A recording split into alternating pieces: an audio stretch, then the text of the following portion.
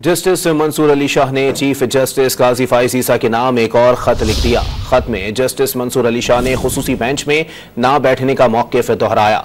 खत में वाज़ेह किया गया कि जब तक फुल कोर्ट की जानिब से प्रैक्टिस एंड प्रोसीजर ऑर्डिनेंस की आईनी तौसीक का तयन नहीं किया जाता या सुप्रीम कोर्ट के जजेस फुल कोर्ट मीटिंग में ऑर्डिनेंस पर अमल करने का फैसला नहीं करते या जब तक चीफ जस्टिस की सरबराही में 2 सीनियर तरीन जजेस की कमेटी बहाल नहीं की जाती तब तक वो नई कमेटी की तरफ से बनाए गए खुसूसी बेंच का हिस्सा नहीं बनेंगे।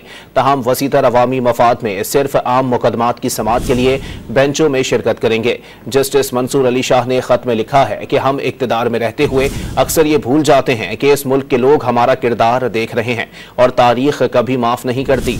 खत में उन्होंने सर थॉमस मोर का कॉल नकल किया जिसमें उन्होंने कहा था कि जब सियासतदान अपने अवामी फराइज की खातिर अपने ज़मीर को तर्क कर देते हैं तो वो अपने मुल्क को तबाही की जानिब ले जाते हैं।